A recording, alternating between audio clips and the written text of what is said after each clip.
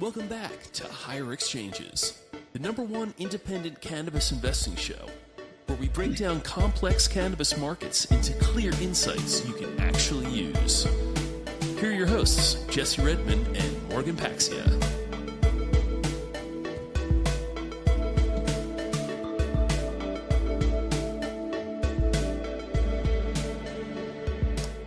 Welcome back indeed, and thanks to a talented artist named Chris Otchy, Otchy, for the amazing new intro music. You can check out Chris on Spotify. I am Jesse Redmond, Chief Strategy and Investor Relations Officer at Leaf Brands, and I'm here once again with the smartest cannabis investor I know. He's the co-founder of Poseidon. He's Morgan Paxia. Morgan, good day to you, sir. Good day is right for us SoCal folk. It is a real treat for the end of February. Yeah, we're talking to our guest. We'll announce here in a second backstage, but yeah, it's about 81 degrees here, Morgan, and I know that's not the case in most of the country. Yeah, you guys get that little bit of extra heat. It seems you don't get that ocean air. It's a chilly 70 here. We're doing just fine now. As long as you're not shoveling snow right now, I think you're doing okay. Yeah, friends and family in the Northeast are. It's that time of year. I swear they just get real dark. Waiting for spring to come. Well, Morgan, we have a ton to talk about today, but before we introduce our guest and get into the agenda, I'd like to remind folks the show is once again brought to you by FlowHub. And Morgan, today they're going to drop their DC episode of the Great American Dispensary Tour. The first two shows were amazing. What can we expect in this third installment? Oh, I can't wait. It actually dropped right as we're starting the show. So it's cool. On their YouTube page. And so check it out. It's always a good mix of entertainment and education that Kyle does. And, he's a great guy on the screen and, trying to find out boots on the ground, talking to both consumers or if people admit they're consumers, like at Maryland, people were just, it was kind of wild that he couldn't find anyone that would say they're, retail buyer, but then he also talks with operators and hears about the challenges that they're dealing with and what's working for them. And so they're fun short episodes, worth a watch. Check it out. I'll be tuning into that at some point today. Yeah, just go to YouTube and search for FlowHub, and it sounds like it's already up there. I'll be checking that out tonight as well. And without further ado, Morgan, let's bring in our guest. His name is Bill Morachnick, CEO of Charlotte's Web. Bill, appreciate you being here. Welcome to the show. Thanks, Jesse. Thanks, Morgan. Nice to be with you. Yeah, great to have you. And so much to talk about today. We're talking backstage that we have an absolutely packed agenda with so much finally going on in the CBD space. But before I toss it over to Morgan, Bill, I just want to start the show out on a personal note and thanking you for all the work that your company does. I shared on social media that I have a 10-year-old niece named Dylan. Hey, Dylan, if you're listening, she listens to Higher Exchanges, believe it or not, sometimes. She thinks it's funny to hear Uncle Jesse on the radio, as she says. And the reason I bring her up, Bill, is that she has cerebral palsy and epilepsy. And so in that special needs community, they've seen, products like yours just change so many people's lives, all around the country. And sometimes you hear sad stories about people in crazy states where they can't access CBD products and they're getting together in a rented van and driving across 2 or 3 state lines to get products like yours. And when they get them, just the changes in their lives is amazing, especially on the epilepsy side, which I'm sure you know. But I just wanted to start with a little bit of a personal element and let you know your products are really making a difference in people's lives. Jesse, well, thank you for sharing that. I'm sorry the struggle, right, that the families have to manage that. But it's nice to hear that we can support you. But I know that is a struggle, and God bless your niece. That's incredible. Well, with that, Morgan, why don't I toss it over to you and you can kick off the opening framework. All right. Well, Bill, I remember Charlotte's Web from the early days of Stanley Brothers, a real memorable moment for Emily and I when we were, back in the early days of Poseidon was the Sanjay Gupta special, where, Charlotte Figge and just so much history around and educating people about CBD and, its potential benefits and how it was actually being proven in real time and with people's lives that were improved from it. And we were live tweeting back in the day when that special was going on. It was a very illuminating time. It felt like a very freeing moment for the industry to be, on a national stage like that with proper recognition instead of just all the nonsense stigma that we still have to deal with Unfortunately, the media still doesn't do a very good job, but platforms like this are helping to, at least we're trying to, improve that narrative. But, so I feel like I've got a pretty good background on Charlotte's Web, seeing, and having interaction with, the company from way back in its earliest days. We were investors through, that period of time with our first fund. But love to hear from you. You've come into the company after a bit of time, but just, level set for us on Charlotte's Web. Yeah, I'd love to hear the Charlotte story one more time. If you have a short version of it, I think that's great as well. Yeah, sure. I mean, I was probably introduced to it, the company and the story about the same time you guys were, and it's such a moving story. I think the disappointment is the massive impact that CBD products have had and their origin. It hasn't resulted in where we should be today. And I scratch my head all the time. Like it just doesn't make any sense to me that we're in this place still fighting and still struggling. And when you see it, the kind of the personification of that is with Paige Figge, who's been fighting this battle for over a decade, trying to bring the solution that helped her daughter Charlotte to the masses. And for those who don't know the story, Paige's daughter Charlotte was born with a very debilitating orphan disease, Dravet's, that caused many seizures throughout her day from birth. So it was right from the start of her earliest existence, many hundreds of seizures throughout the week that were unmanageable, and they tried a myriad of pharma solutions. Ultimately, they couldn't solve for it, and they had her in hospice care because they just ran out of options. And Paige had done all this research vis-a-vis the internet / the web, hence Charlotte's Web. That's the origin of the name, and came up with different extractions of CBD that seem to be having a positive impact on people with similar circumstances. So found the Stanley brothers, who are able to grow this specific cultivars of what she had deemed could be helpful, actually provided the extraction to Charlotte in hospice, and the seizures stopped immediately, like clockwork. And I love this quote from Paige. She said, "That was the moment I got to meet my daughter," because she hadn't been able to up until that point. They went on to continue to provide this original formula to Charlotte, and the seizures dropped to about one a month from several hundred a week. And she was able to have a quote unquote normal childhood and do all the things that children of her age were supposed to be doing. Ultimately, unfortunately, she did not make it through the COVID period, due to probably immunocompromised challenges. But she had a really nice chunk of time with the family.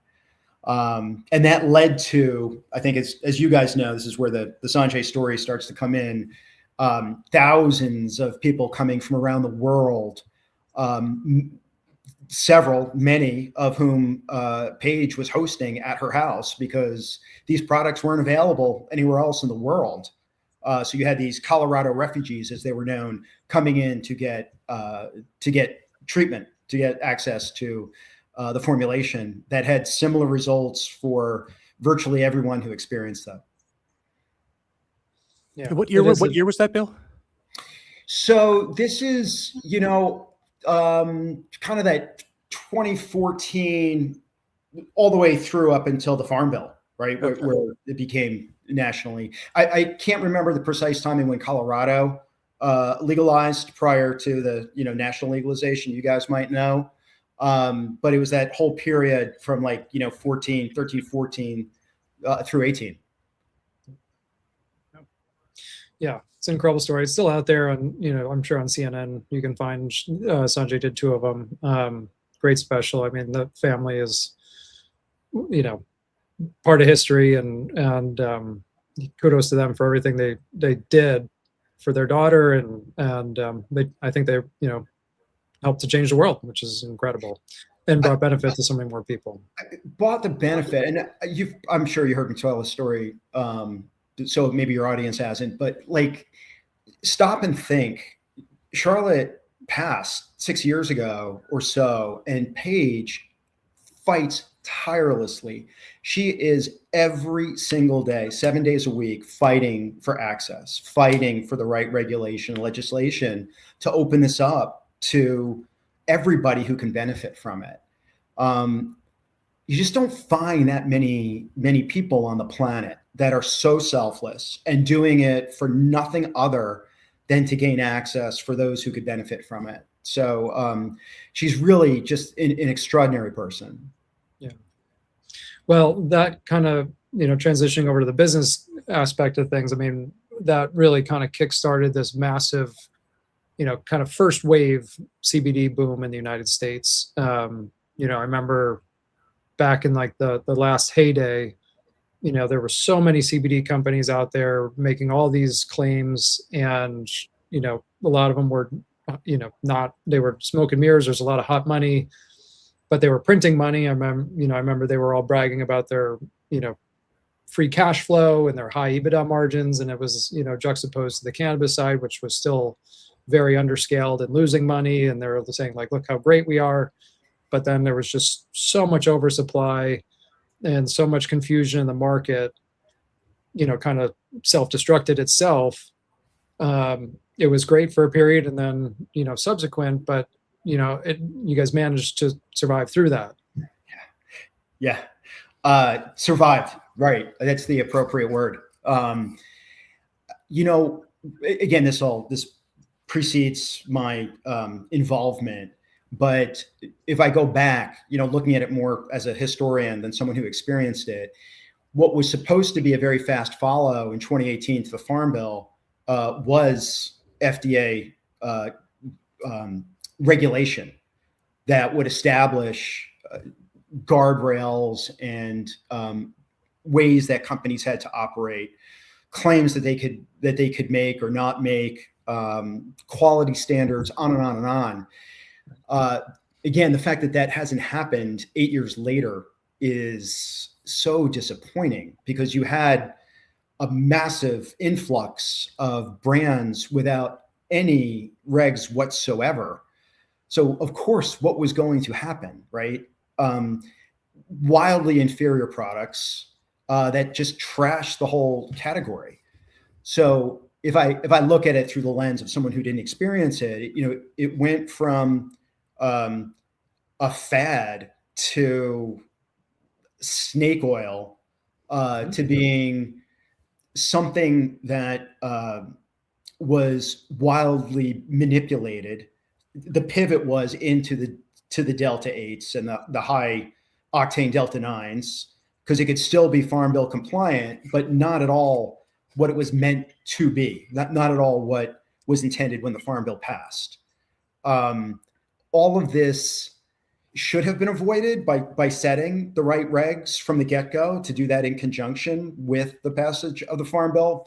It hasn't happened, but fingers crossed, we're getting closer to a place where we get a comprehensive resolution to the things that haven't happened thus far, that can really allow this to be the category that it deserves. Right. And so, so that was Gen 1, that's come and gone.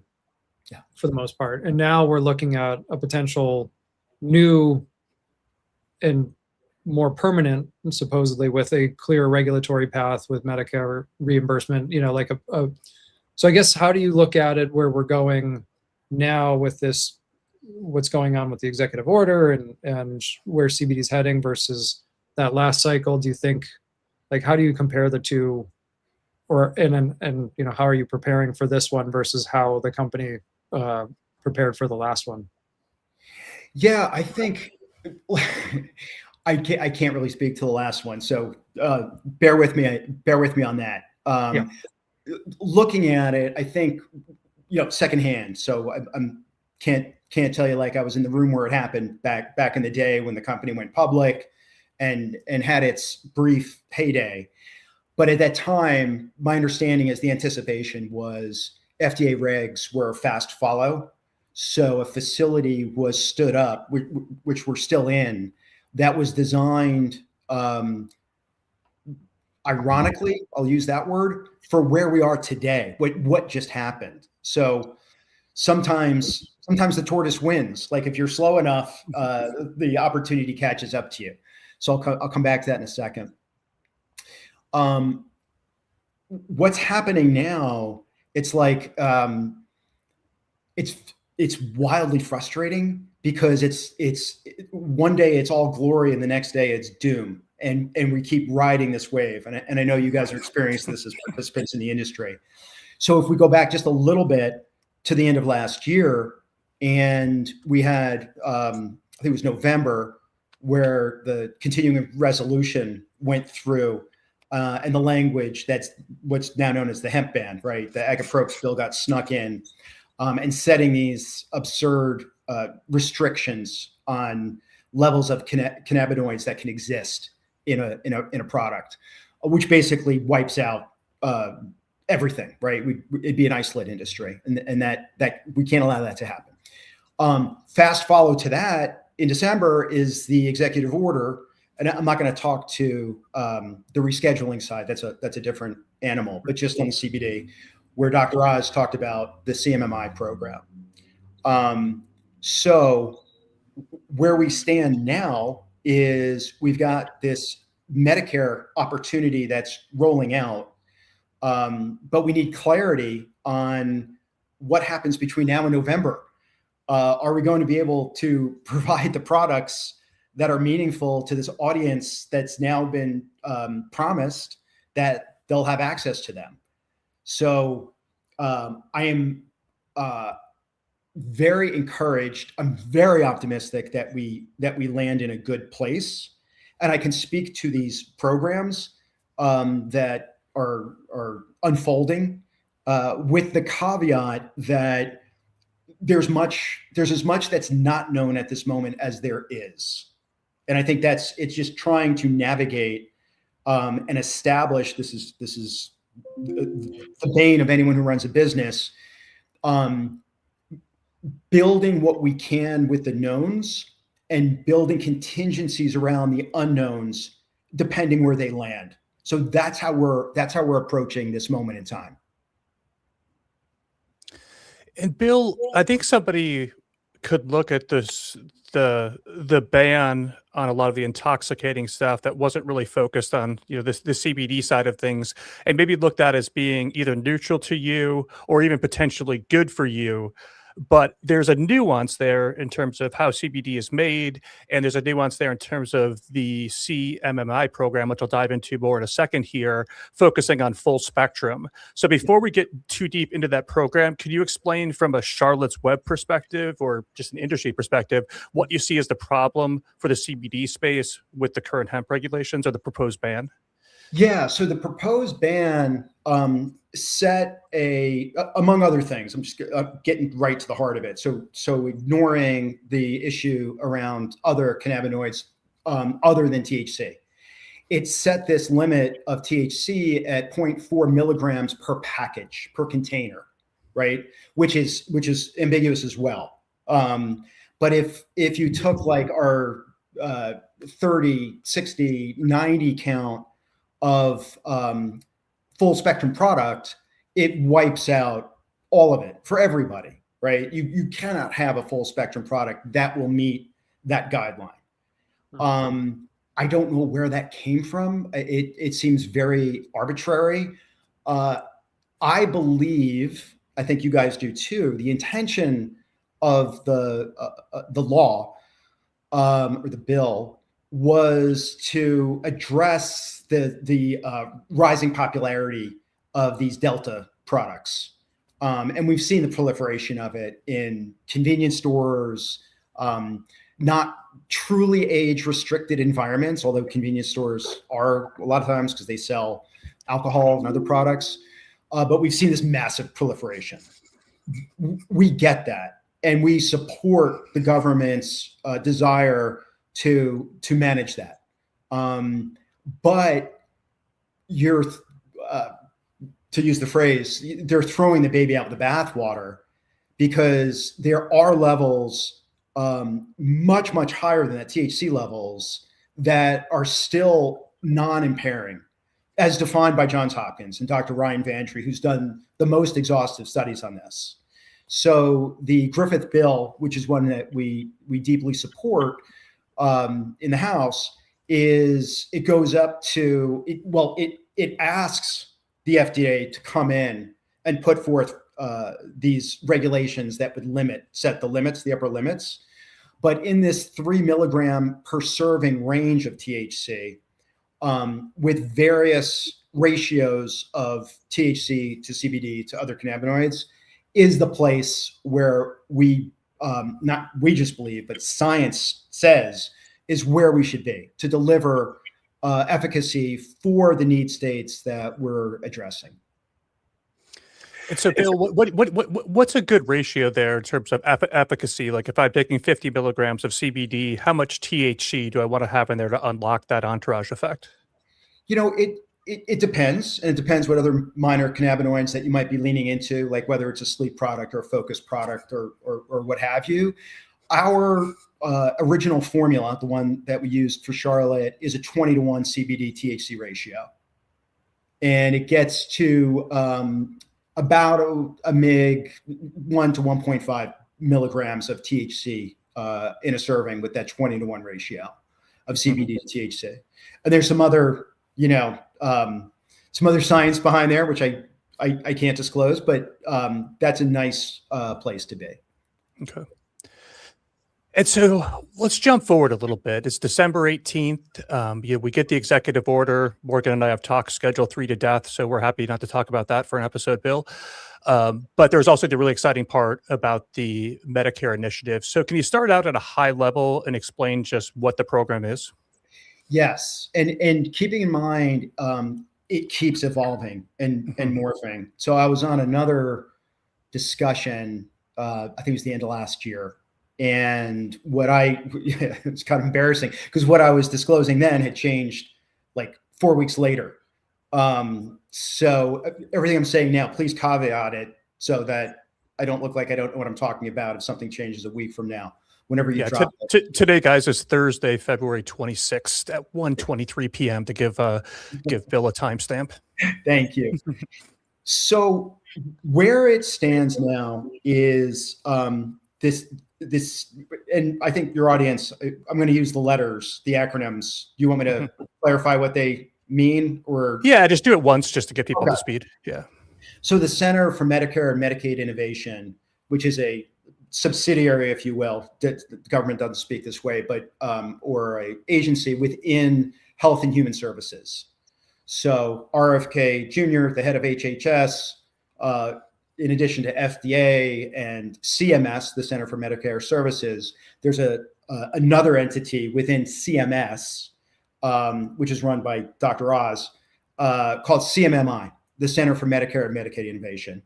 And that group looks at innovative ways of bringing optimized health outcomes, cost savings, et cetera. So they've got a very interesting and broad mandate to bring innovative things to market quickly, test them, see if they deliver against the promise or the hope, and then they can scale them accordingly.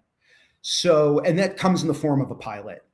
So the CMMI initiative is this Medicare pilot for CBD, which today includes EOM, which is the enhanced oncology model, which is a certain number of doctors, oncology doctors and medical practices can opt into this EOM program where they're deploying different modalities that CMMI has said we want to try out.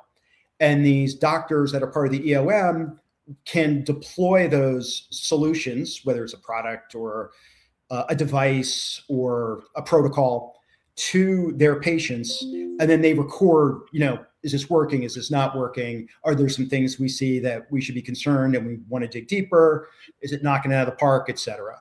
So you've got this enhancing oncology model. It's relatively discrete. I think, a couple thousand physicians are part of that, where the CBD program has been, quote unquote, approved for that audience. Okay. And I'm going to come back to that in one quick second. In addition to that, there's the ACO program, which is the Accountable Care Organization program. That's also within the CMMI framework. That's about 75 medical practices. They can be large-scale hospital networks, care practitioners that are associated with various networks. They are spread across the country, and there's different ACOs in different geographies. And again, it's a opt-in, voluntary kind of construct where these medical practices come into the ACO, and the ACO's charge is to similarly find ways that they can provide superior outcomes for Medicare patients than what exists today, in a way that's much more cost effective. And I can't, I'm not an expert on this. I think some of this is derived from the complexity of Medicare and Medicaid. We know it's fraught with various abuses and it can be gamed. You got a lot of money involved, government working with major insurance companies and healthcare providers. It's a very big onerous system. So both the government and the insurance companies are looking at ways of extracting cost while still delivering a really good outcome. And the ACO is designed to help evaluate and then accelerate things that they see are working. So the CBD program is now part of the ACO structure.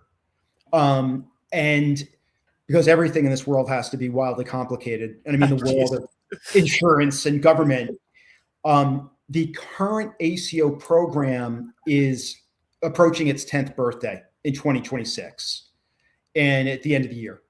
So that program is called the REACH program. And now it's a bit of alphabet soup, and I can't remember what the acronym stand for, but REACH stands for something. That program is sunsetting, and it will be replaced in 2027 by the LEAD program, LEAD. Again, I can't remember what the acronym stands for, but it's the LEAD program is designed to the new and improved version of the ACO REACH program.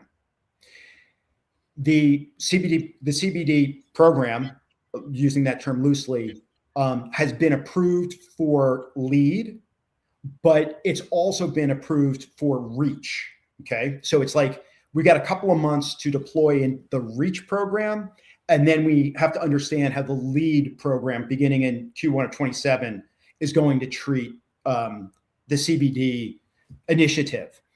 What we don't know, we know that it's approved CBD to be part of LEAD and REACH. We don't have the playbook yet. We haven't been presented from CMMI. This is how this works. So here's the companies who can participate. Do they have to be good manufacturing practices? Do they have to have COAs? Do they have to have certain third-party quality approvals? On and on. It does have to be priced in a certain way to extract a certain savings for certain cohorts. We're awaiting all of that. One more thing, just because I really want to confuse you and your audience. I'm getting there. On top of that, in 2027, what's also been approved is the CBD as part of Medicare Advantage. So now I'm going to bring it all full circle. Think of it, if you're thinking of it in like columns, you've got the EOM, Enhancing Oncology Model, which is available right now. We're talking to oncology docs and educating them about CBD. so that they can begin thinking about how they might want to offer this up to their patients. You've got the ACO, both reach and then lead, fast follow. Don't have the playbook for that yet, awaiting that from CMMI. And then you've got Medicare Advantage, which will be deployed, what we're told is Q1 of next year, of 2027. So if you're thinking about it, because you're business guys, where is this going? The TAM, total addressable market, goes from something quite modest at this moment to something that's enormous in 2027, because the number of Medicare Advantage participants is very large and growing all the time. So as we think through, as a participant, in the CBD category, and one that treats medical as not only our heritage but our future, we're designing our business around these pilots that are taking place in each of those three columns. Okay. Yeah, that's deeper than I've heard it broken down before. In my simple mind, Bill, from reading the headlines, I was thinking 2026 limited, like you said. I was on board there for the oncology part of it. And 27, I had in my head, program expands, and with qualified conditions like, what was it, pain, sleep, anxiety, stood out for 27, and then going into 28, maybe it broadens more. Does that jive with what you just said, or do I have that wrong? No, I don't. So the unfortunate thing is it's being leaked out, right? So at this moment, until we see it published, so to speak, there's a lot of hearsay. Okay. So I've heard rumblings of different need states that you'd have to address. And then I've heard, the Medicare patient and their healthcare practitioner can determine why someone might need it, right? So if someone's suffering from difficulty with sleep, it may be an issue of them taking a sleep product, but it could also be an anxiety and calm product that might help address the central issue. If someone's experiencing pain, but also could use some help with sleep, how are you slicing and dicing this? That's not advantageous for the beneficiary. So I don't know where it is going to land, but I would suppose that if within the pilot, that will land in a place that aligns with what CBD is best at doing. And it's primarily those three things. And then there's general wellness and focus and other items. But I think that senior population is primarily interested in, anxiety/calm, sleep, and pain. Yeah. And as long as we're talking about rumors and speculation, there was some speculation, Bill, that the regulations for the pilot program were supposedly done in January and just haven't been released yet. Do you think there's any truth to that? Honestly, I don't know. I don't think so. I think the giant elephant in the room is what happens with the program, the CMS/CMMI program, in a world where we don't have clarity yet what happens after November, right? So at this moment, if we go by what was in the Ag Approps bill and the continuing resolution, it's just a matter of time before we're going to a 0.4 milligram per container situation. So when we get the details around the CMMI programs I was just referring to, I can't wait to crack it open as soon as the book comes out. I'm like, so how much THC is allowed in this program? Is it a carve out? What are we doing?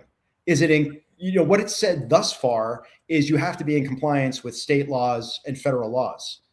Well, what's the federal law? Is is today, or is it what's coming in November, or are we changing what's happening in November? So it's like uncertainty layered on top of uncertainty. And as you guys know, and you Jesse, in the business that you're in, growing stuff. I mean, what the heck do you guys do? I mean, farmers, they don't turn this around in 3 months. They need to know what to plant, when to plant it, what kind of yield they're going to require to service the people that you serve. They're talking, within the Griffith bill, there's another one that talks about this 2-year extension to help the farmers figure stuff out. I don't know how else to phrase it. It just frustrates the hell out of me because these all seem like such absurd self-inflicted wounds. In the end, what do we know? We know there's I've heard all kinds of numbers. There's 40 something million people that use CBD products daily, right? What are we doing? Why are we, forget what you do to my business or your business. We'll figure out ways how to move forward, but you're torturing this massive amount of people, and then subset of that depend on these products. So when the CR language came out, when the ban came out, we saw this massive spike of people stocking up. And I say this from the heart. I've never been more disappointed to see our sales go up. I knew exactly why it was happening. Yeah. And it was so heartbreaking. And I think of people, Jesse, like, I don't know if it's your brother or sister, who the parents of your niece, I don't know what kind of budget they're on. I don't know if they're like extending themselves to bring these products in because their kid depends on them. It's unjust. It's cruel. It's short-sighted. And I keep using this word. It's so irresponsible. And it frustrates me that our legislators and regulators are tone deaf to it. And I pray that we land in a place that is sensible. Yeah, totally agree with you there. Unnecessary is another word that comes to mind. Like, just get your shit together. This is just completely unnecessary. But, being cannabis veterans, we see that on the plant touching side all the time, where just common sense regulation, just doesn't happen and never happens quickly. Just jumping back to the TAM, Bill, I did some napkin math and I came up with something like, if just existing seniors that use CBD participate in the program, that's like a $4.5 billion market. Does that kind of math jive? What your thoughts are? I'm not going to hold up my sheet of paper. That's okay. No, you're right on. You're right on. So, and I think if you do similar math, it's about 67 million people on Medicare. And I hear different numbers. I'm sure you do too. Like, there's 15 to 20% of that senior population that uses the product. And if you multiply that, the math that we've heard, or the number that we've heard still to be confirmed, is about $500 a year is what Medicare would cover. Yeah, you're at 4.5 to $6.5 billion in TAM just off of that. What you'll hear me say a lot is in this case, I think that portion of the TAM is the very tip of the iceberg. I'm more excited about the validation that the reimbursement brings than the reimbursement itself. So being interesting.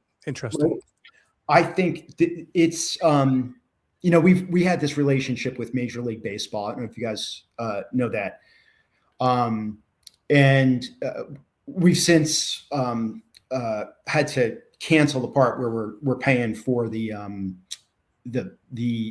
of the marketing side of it. It just couldn't like move things forward because I don't know why. I didn't do a deep analysis, but it wasn't generating sales.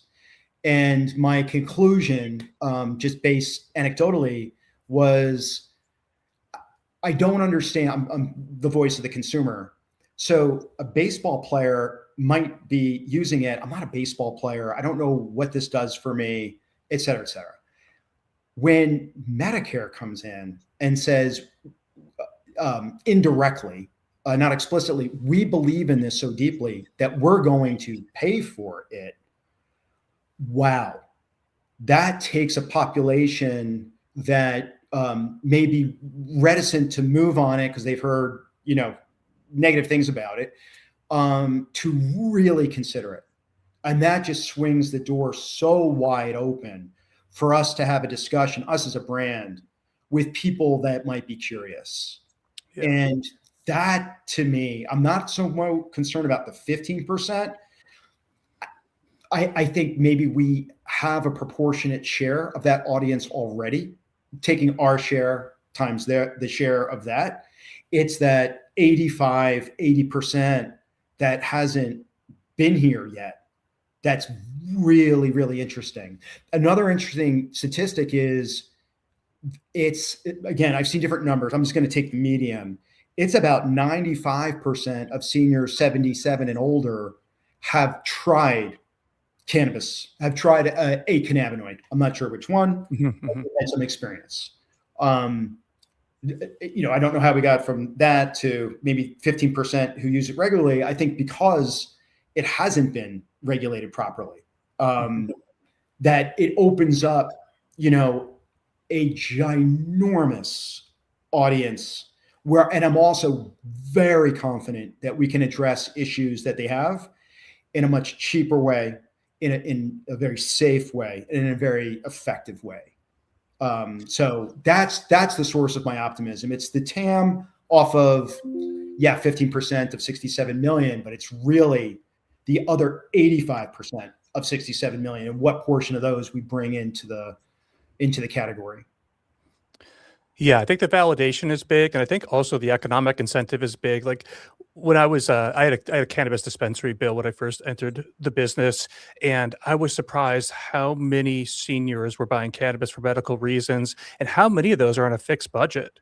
Like they would buy the cheapest ounce once a month, just something to get them by to ease whatever their symptoms were.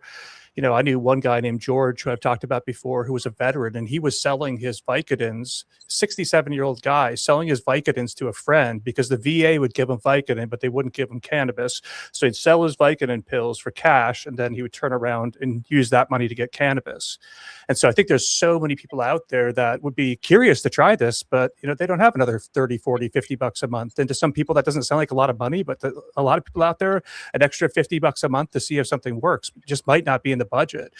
So I think there's a lot of opportunities to, bring people into the space that don't know about it or, economically haven't gotten into it.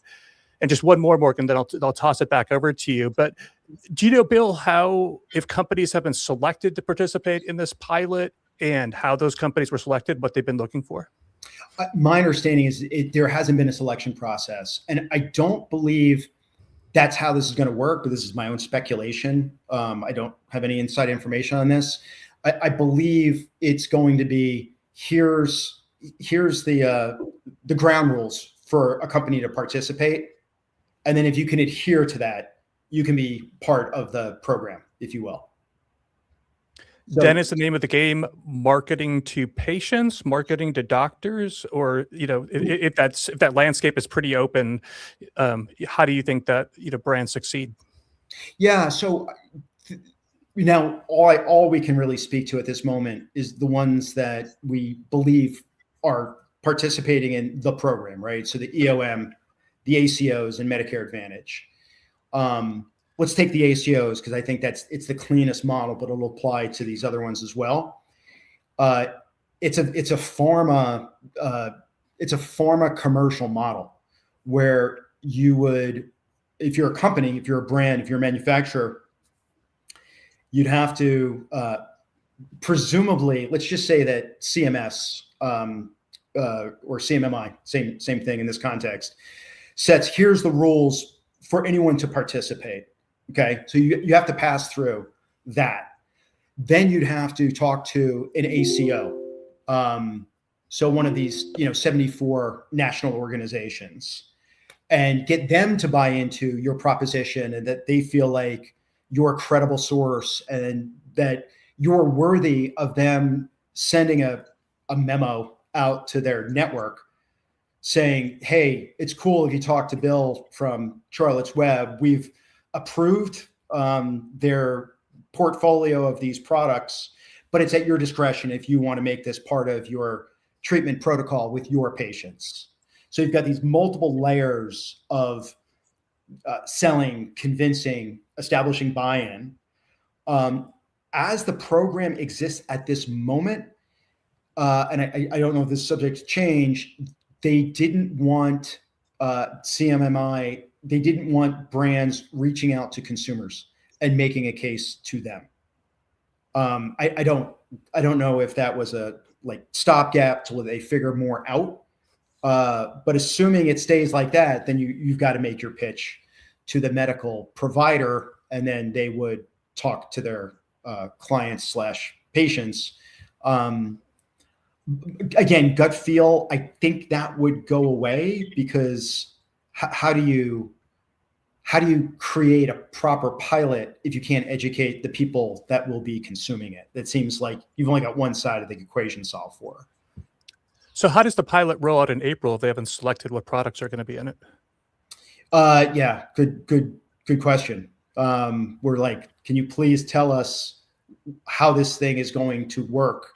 What you can do in terms of rollout is put your materials together of how you're going to go out and engage with those audiences I just mentioned. So how do you want to talk to ACOs? How do you want to talk to the members of the ACO consortiums? Because that takes a minute, right, to put all that together. So where we stand today, we've put a lot of work into a traditional go-to-market strategy for that audience, for that medical channel. That's what we're doing. Okay. Very interesting. Does this, I'm going to get to my section here in a sec, but does this change any of your existing business? Are you still able to go D to C? Do you, like, if you're going to be a participant in the pilot program, or does it restrict what kind of business you can do, or is it all kind of status quo and you get to do this additional piece? It's the latter. It's both, Morgan. So we're full speed ahead with our current business. Keeping in mind our current business, which is predominantly D2C, but we've also got, we're the largest, I believe, CBD participant in what's known as integrative medicine. So natural medicine, and that's inclusive of a whole range of naturopaths. So it could be massage therapists, chiropractors, all forms of natural healing. And it's a very big industry in America. I believe we are the largest CBD participant in that category. Our strategy is two-pronged into medical. So the CMS as well as the integrative. And we're leaning even much more heavily into integrative than we ever have before, because we believe there's a very powerful halo effect associated with CMS's validation, Medicare's validation, with people who are also visiting an integrative health specialist, that even if they're not a senior, where we can say, as this isn't the copy, don't quote me on this, I'm bad at this, but as this is reimbursed here, for your best night's sleep, consider this from your natural medicine caregiver.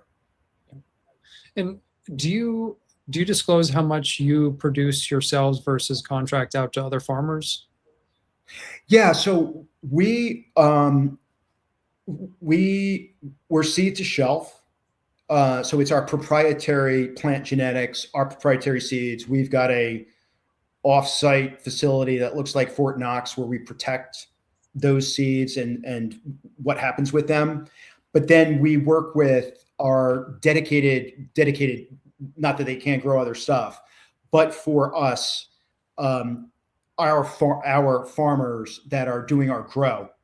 And then we bring the biomass into our facility and we take everything from there. So we do everything other than the growing of the biomass comes back into our facility for QA, extraction, manufacturing. We've retained some relationships with various co-mans so that we have redundancies. But we stood this up, our own complete manufacturing a year ago, and it's phased in. So tinctures, gummies, topicals are done in-house. And there's some cell counts that we do outside. And you have pet products, right? Pet products, yes, we've got some co-mans on that. We're figuring out where we go with pet. Will pet be part of Medicare reimbursement? I guess, yeah, in dog years, right? Once a dog turns 8 or 7, like whatever. My previous dog was a huge beneficiary of CBD pet treats. Awesome. Can't exclude them. They deserve to be included as well. Is it just real quick, Morgan? Is that all outdoor material, Bill, or do you use any greenhouse or indoor for some reason? I want to say, I can't think of an indoor facility that we have right now. Yeah. We're all outdoor. Yeah, I think people sometimes miss it's hard to compete on COGS if you're using even greenhouse material sometimes. Yeah, exactly. Yeah. All right. Well, that's helpful context because I'm, going back to this like legislative situation, right, where there's this potentially huge opportunity in 27 as this greatly expands, but there's this big open question of, so we get there, but we cannot produce, or farmers are not going to produce, right? I mean, I don't know how your farmers are they okay? Are they going to grow this year? I would assume so, because it's your seeds. It's not like they need to go sourcing and they're not sure what they're going to grow. They can just go ahead and proceed. But just thinking about this legislative landscape of, you mentioned the Griffith bill. Is that the Hemp Act? Just to make sure we're all clear on. Okay. That's right. And, I saw something today in Marijuana Moment. I don't know if you saw that article, where they were trying to bring this up in for a hearing, and there's some pushback about we're not going to hear this. So you don't have to tell me about how frustrating Congress is. I mean, anyone that Jesse always tells me to plug my ears when, safer banking comes up, because I've lost so much faith in our legislation. That's the noise Morgan likes when I bring up safe banking. Because they should do their job, but they don't, for various reasons, which seem very apparent, for biases and compensation reasons. They just don't want to push things forward. But I guess, it does seem like the hemp industry has been better than cannabis on getting things done. But how do you get this through and within a timely enough manner that there's not massive disruptions that are, seemingly set to start hitting, as the months go on this year? Yeah, I mean, all I can share is there's work being done feverishly as we speak. We're supporters of different lobby efforts, like One Hemp and CAN, and I get briefings like anyone else, can sit in on. They're doing amazing work to get this resolved in a timely fashion. So we, people like Paige Figge, who's the executive director of Cannabis Access Now, she spends, I don't know what percent of her time, but wildly disproportionate amount of her time in DC. I mean, she lives in Colorado, but she's in DC constantly driving this agenda, because how do we end up in a place in November where what's currently proposed becomes the law of the land, and the disruption to lives I would be, I don't want to say unprecedented. That's hyperbolic. It would be awful. Yeah. Your question though, Morgan, because there's the intermediary steps, farmers. How many other ways can America figure out how to screw over farmers? When we get into trade battles, they're like always the collateral damage in my lifetime. All of a sudden, China's not buying soybeans because we impose these tariffs, and it's like I think the legend is kind of true with like, there's this hardest working, most honest, humble living class of labor that we have in our country. They're the backbone of our origin story of America, like all of these things. And I feel like we construct ways to make their lives more and more miserable. And this one's so self-imposed. So I would be beyond disappointed. I'd be shocked if we don't get to some place relatively soon, which at least protects the agricultural side of this till it can be more figured out. But I really don't want another interim solution. I want a comprehensive solution. Right. Well, yeah, because I mean, the supply side is only so good, but if you can't sell it, then the farmers are not going to be okay with the risk of that. So, I mean, I do agree, but I also do wonder is the hemp industry very clear in its messaging in DC? Because even hemp has been fragmented to the industrial side, to the CBD more specific side, to the intoxicating hemp. And, is that message clear in DC about what change you guys are trying to resolve for? Because this is where then it starts to feel like cannabis, where, we're all over the map in DC. And that's part of the problem where Congress says, we don't know what the hell you guys want because you come at us from 5 different angles and no one knows what you guys really want. I mean, so how is that happening with hemp right now? Yeah, it's a really great, insightful question, because I think that's what's held this whole industry up, including, the marijuana side of it, is if you can't come to the legislative body with a cohesive ask, it creates inaction. Right. And so I think there's probably, there's more organizations than One Hemp and Can, but I think that's been a primary part of their charter, is to aggregate the interests of the category CBD, so that there is a singular ask of what we want. Where that stands, it's deeper into the lobbying than I get into, because I'm just one voice among the other voices that participate in the lobbying effort. I think we're in a there's nothing like a crisis that sometimes can create unity. And given the level of the crisis and the timing of the crisis, meaning November 2026 is going to come sooner than any of us want if we don't get this solved. That's driving probably much more cohesion and singular ask than probably has ever existed before. Yeah. And actually, a question just popped up that I didn't even think of, but in this legislative kind of efforts, are you trying to include access to listed exchanges? I mean, I know you don't need a legislative act to be able to be on the NASDAQ or New York Stock Exchange. They can act independently, but I mean, is there advocacy work around doing that? Obviously that would change your access to capital dynamics meaningfully, but I just hadn't even thought about that. Yeah, I mean, it's funny.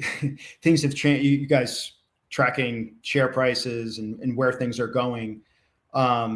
If you had asked me that a couple months ago, like, we're persona non grata. Our market cap is so low, like no one's interested in that conversation.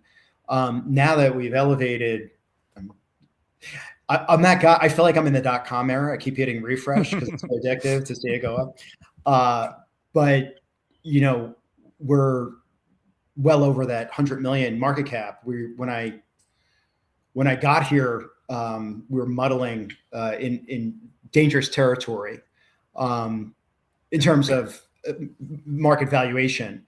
But given where we are and where I'm very hopeful we're going, that becomes a serious consideration.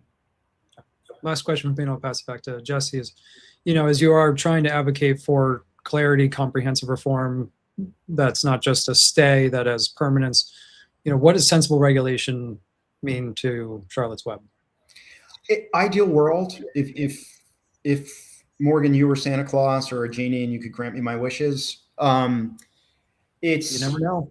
Hey, I will take very good care of you. You can pull this off. It would, we would have the THC limits that again are proven by third-party rigorous science. So we get up to that 3 milligram in a 20-to-1 ratio, 3 milligrams of THC in a 20-to-1 ratio. That would make our full spectrum portfolio very, very effective. So that would be one of my asks. The other, I know this one is challenging, but it's very difficult to run a business in America where I have to wake up every day and see what a different state is going to do in terms of the way that they regulate it. So if we could get past states' preemptive rights on an agreeable threshold of THC and other cannabinoids, and that becomes the law of the land and not a patchwork quilt of regs everywhere, that would be very, very important. And then, of course, the regulatory guidelines within the FDA. Ideally, it would be supplement type language that would set standards for quality, standards for labeling, standards for packaging, et cetera, so that we're not in a world where, you can have anything from a facility like ours to someone making it in their bathtub and both being able to call it CBD and make claims around it. Yeah. That's a industry destroyer. So I think if I could just get those three, we're in an entirely different place. Yeah, I think two of those three seem very sensible. I think the middle one is a tricky one with the whole constitution and states' rights situation. Exactly. I mean, if I got the other two and that one didn't come, well, I'd feel fortunate. But I mean, how many products can we think about that have state by state? Like, it's just that's hard. Yeah. No, I get it. Sorry, Jesse, didn't mean to interrupt you. No, you're good. I was just thinking about those different testing things I've seen, Bill, where somebody thinks they have a 10 milligram CBD product, for example, and half of the time it's 2 milligrams and half of the time it's 18 milligrams. Like, it's just the dosing is just all over the place, which for an end user perspective is the opposite thing you want, because if you try it and it's way underdosed, you don't get the effect. If you try it, you're overwhelmed, which isn't too much of an issue with CBD, but still, if you get twice as much you expect, that isn't what you signed up for. So I think getting that consistency, getting those regulations in place will be huge. And I'm guessing for the Medicare program, that's going to be critical. So I'm curious, as you look at, you try to read the tea leaves and what these regulations are going to look like. What are they going to want for participants in the program? What are the doctors going to like to see? What's going to be compelling for a patient? How are you setting up Charlotte's Web for success based on what you think that program might look like? Yeah, so we're very fortunate.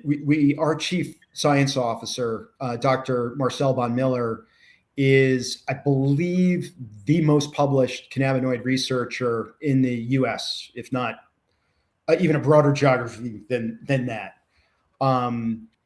He's the one who's designed an enormous amount of studies in conjunction with third parties like Hopkins and Dana-Farber and other organizations. So we've got a great repository of data that's medical oriented, that I think will be very compelling for a healthcare professional to get comfortable with what we're going to propose for their patients and for them.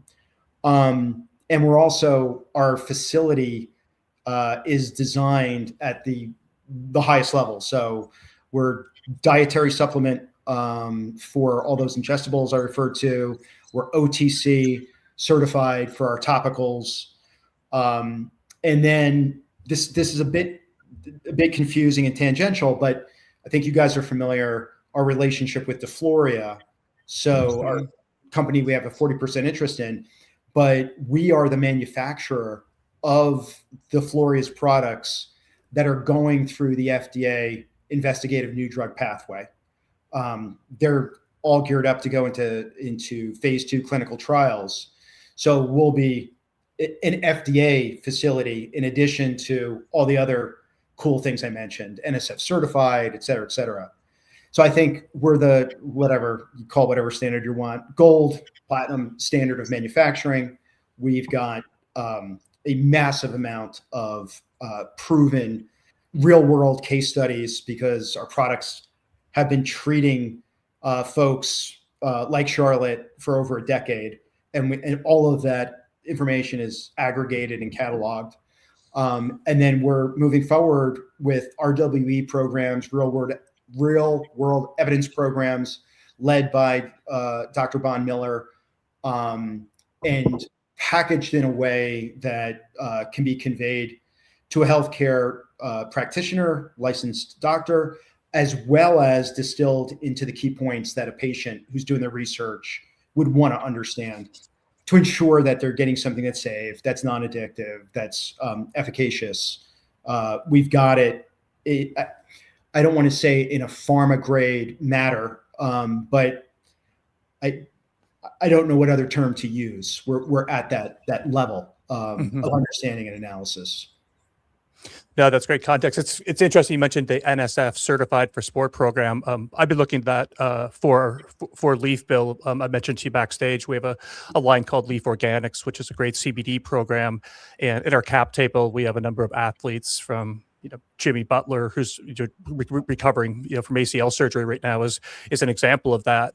And Jimmy's a long-term user of those Leaf Organics products, and he hit us up the other day and said, "Hey, can you check out this NSF Certified for Sport program, and maybe we can work on getting those in some of the locker rooms in the NBA and other places." So I might hit you up afterwards and just get some tips on that NSF program, because that sounds like a pretty cool thing and opportunity for us. Yeah, Jesse, do hit me up, because it's actually, there's two different things and they're very different. So there's NSF and NSF for Sport. So I can get you in touch with our team that manages that and enlighten you on how that works. There's okay, cool. Some nuances. Okay, great. Appreciate that. And can you unpack the DeFloria relationship a little bit more and talk a little bit about botanical drug development and how they've kind of fit into your broader program at Charlotte's Web? Yeah. So, there's a whole bunch of Stanleys, 7 brothers, 2 of them, many of them, but 2 of them in particular, were quite active in Charlotte's Web.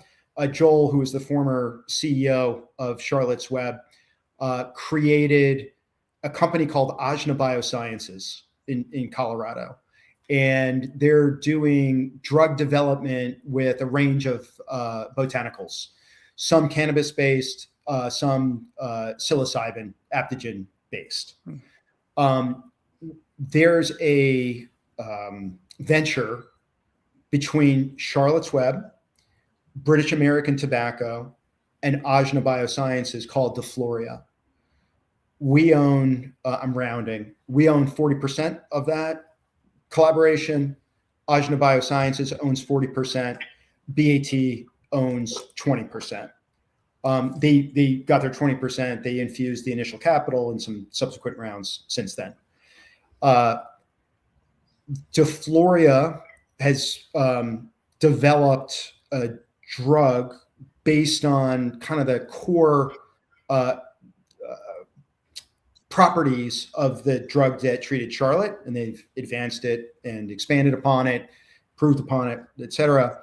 And that drug is intended, when it makes it through the various clinical trials, to treat the irritability associated with autism spectrum disorder. So Ajna Biosciences does all the heavy lifting on, it's very, very difficult to take a botanical and turn it into an FDA approved drug, because the FDA is really designed for single molecule synthetics, because the properties act the same way every single time. It can replicate across every single audience you put it into, or it doesn't, and you can get that understanding, but you're only really solving for a fraction of the variables. With a botanical, it's got a whole lot. We know cannabis got a whole lot of stuff going on, especially in the full spectrum. So you really got to dial in the replicability of the experience, the pharmacokinetics, the pharmacodynamics, so that it's the same every single time. It's complicated, but given that we've made it through the phase one, which is very hard with a botanical, and gearing up for phase two, and we've got, again, a decade of real world experience demonstrating safety and all those other things, we're extremely optimistic of where that drug could go. And the TAM is ginormous, much, much larger than the Epidiolex drug, which is, I lose track. I want to say it's a $7 billion drug today. So intention would be to make it through the pathway of phase two clinical. And then at some point,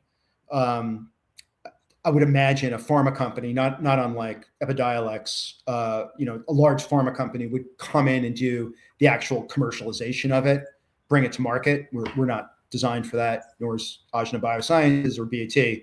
So we'd find a pharma partner to bring it to market. We are in the enviable position, we, Charlotte's Web, of having the exclusive perpetual rights to manufacture the drug. So we're ramping up our facility to make that drug, whoever decides to commercialize it. And that's extremely profitable and lucrative for us. So we're excited to see where this goes in the not too distant future. That's very interesting. Appreciate the color there. In the spirit of time, let's try to wrap things up. I got a couple of listener questions, Bill, if you're game. Sure. So number one, what is the current status of BAT's convertible debenture and what conditions would lead to conversion or amendment? Who is that? Was that from one of my board members? Who asked that question? Yeah, supposedly an investor on X, but it's a little suspect, isn't it? Yeah.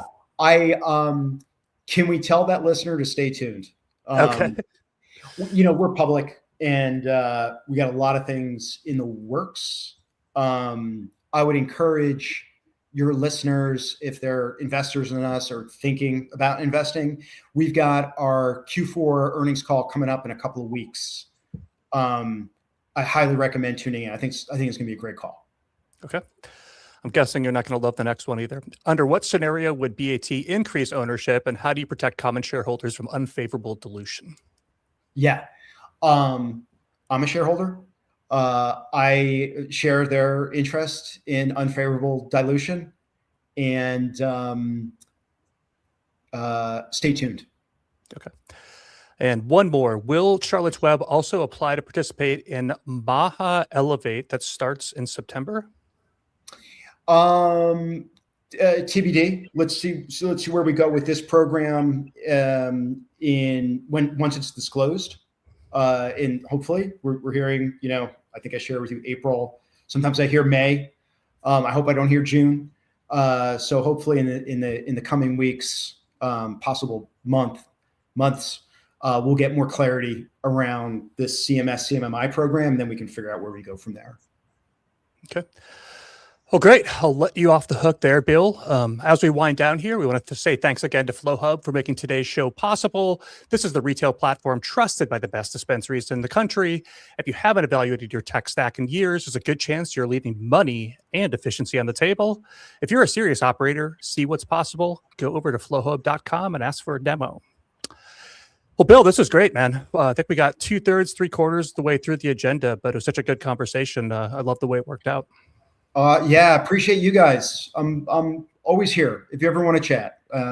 But really appreciate the discussion. Yeah, it's going to be exciting to see how things evolve here over the next couple of quarters, and we'll keep you on our list for when we get updates, and maybe have you back another time as well, just to keep us current. I think it's so cool, the work you guys are doing. I love opportunities. We're at the intersection of helping people and making some money, and it seems like you're right in that sweet spot right now. Yeah, thank you for saying that, Jesse. That's how we look at it.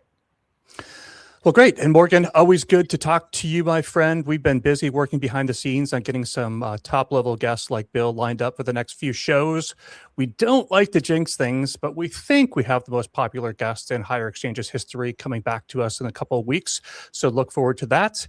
And thank you guys all for listening. Thank you for watching. We've been getting a lot of traction on the YouTube side lately. So do us a favor, go over there and click subscribe and hit that bell for notifications. And we'll see you back here in just about 2 weeks. Thanks, guys. Thanks, Bill. The views expressed in this podcast are provided for informational purposes only. Nothing we said should be considered research or a recommendation. All investing involves risk, including the loss of principal.